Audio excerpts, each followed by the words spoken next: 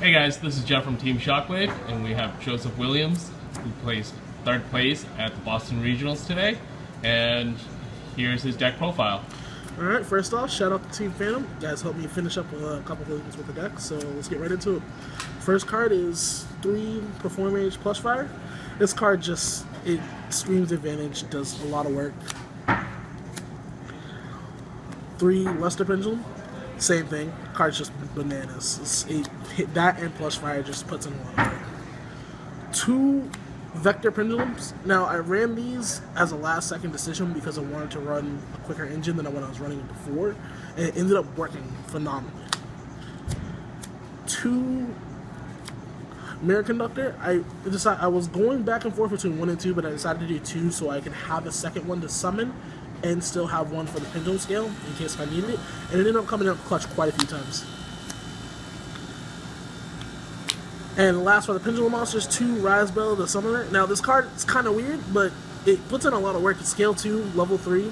Pendulum effect is I can target a monster on the field, increases level by 1. And with the core of the deck, it should help speed things up a lot. It can take other cards of the deck and make it work a lot better, honestly. Moving to the non-Pendulum Monsters. 3 Damage Jugglers. Probably the best performance monster besides Plush Fire itself. No need to explain that. The core of the deck. 3 Madolches. Now, a lot of people were wondering why I just didn't run regular PePe, and I was like, I honestly, I just like the Madolches. I like Madolches a lot, and Tiramisu is just a really strong boss monster. I ran 3 Madolche, 3 Angeli. This card's bananas. It's a lone fire that ends up being a +2. There's not much else to say. 2 Hoot Cakes. Some people will wonder why I not run 3. I ran 2 because consistency reasons, and I didn't really want to see it in my hand often. I'd rather it stay in deck. 1 Madolche Mufile. 1 Messenger Lotto. I didn't see any reason to run more than 1. 1 Performance Trick Clown. And 1 Hat Tricker. That's the monster lineup. It's like 27 or so.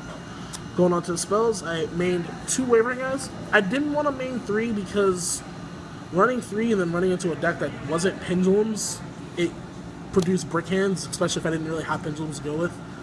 2 MSTs because MST is still a solid card. Some people ask why I didn't run Twin Twist over it, and it's like, I'd rather this overall because if I top deck this with the field and no hand, I can still get rid of a bad backer that's inhibiting me, as opposed to with Twin Twist I have to have another card in hand. 1 Chateau. Some people didn't like it, but it's really clutch. 1 Instant Fusion. 1 Raigeki. 1 Madolche Ticket. 1 Soul Charge. And lastly, 1 Draco Face Off. I was going to run 2, but I was talking to one of my teammates, and we both decided that running 2 would have been counterproductive because I would see it late game and it would inhibit me. Whereas if I run 1, it doesn't matter if I see it or not. But when I did see it, it ended up being live. It actually won me one of the games against one of the 4 BAs I ended up playing against. I dropped it in response to the Anti-Spell Fragrance, and I was able to castell the Anti-Spell Fragrance and go on from there. And lastly, my trap lineup: Time Space, Vanities, Bottomless, Solemn Warning. I ran that lineup because 4 really good solid traps and they get a lot of work done for the meta. And that's the main deck. Going into the extra deck, I ran 2 Leviair. Leviair is just a really strong card in that main 2, mainly because I was afraid of getting the first one warning and not being able to go into it again, because you banish a lot of good stuff. 1 Alucard. I picked this up and decided to run it mainly because I couldn't get my hands on a Degusta Emerald, but I also figured it would be nice to have another rank 3 option to pop back row if I didn't really feel comfortable going into Leviair to try to combo off. One of the boss monsters of the deck, Madolche Queen Tiramisu. Non-targeting removal, spin back 2 cards, working with Ignister, it just clears boards and just wrecks people's day. One of my favorite cards in the extra deck, Diamond Crab King. I ran it because it was an easy rank 4 to drop and just attach a material for a 3k beater that switched to a defense. And it let me set off on combos where I needed to special and then normal, and then I needed the search to really go off. 1 Abyss Dweller because Abyss Dweller is just really good. This card is bananas. Trapeze Magician, he wins games by himself. especially in time where I actually got put in time and won a match by 50 life points because I was able to abuse his effect to special summon from the deck. 1 Castel and 1 Silent Honor Arc. I liked them both. They both handled a lot of the same situations. Castel hit the back row that I really needed to hit, and 101 took the monsters I didn't really want them to plus off of. Probably the one rank 4 in the entire deck that put in the most work was Trap Trick Rafelsia. This card I would sit in minus off of Instant Fusion just to drop turn 1 with 1 back row, and it would force my opponent to overcommit to play around it, and it would put me in a better position to win games. And it was phenomenal.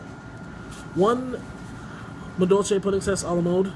It's really good, not practical, but the fact that I can overlay a Valor Tiramisu and still spin a card back to force another Tiramisu, or overlay it for that extra 300 damage is usually really key. 1 Elder Entity Norton, pretty simple. 1 Ignister because space issues, and honestly, I didn't need more than 1. And lastly, because of a certain side deck card, I ran Flare Metal Dragon. I actually got to drop this twice in 1 duel. In 1 match, I should say. And it actually won me the match because the card itself is just so hard to get over. Going to the side deck. The side deck card, speaking of Red Eyes Flare Metal, Seas Universe. I sided it because there's a lot of decks running rank 4s, rank 3s, and it's really good against BA. When they go summon down it over one of the Dantes, I can just flip this in the Dante and that summon a Flare Metal, and then they have a 2800 beater they can't get rid of by card effects. And it's just really good. 2 Mind Crush.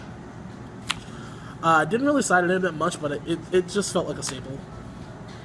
2 Fairy Wind. I didn't want to side this, but I didn't have time to try to find anything else that was useful. If anything, I probably would have replaced those with Dinkos.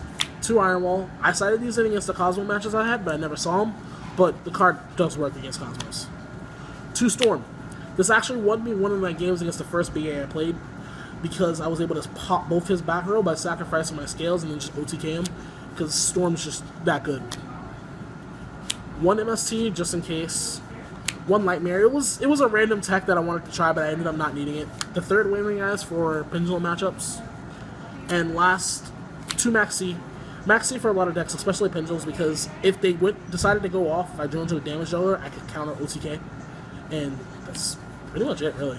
That's the whole deck. It took a while to finish. A little trial and error, but that's pretty much it. Okay, Joe, thanks for sharing your deck profile. Do you have any last words? No, just shout out Team Phantom, shout out to Tony. That's it. Okay, this is Jeff from Team Shockwave, signing out.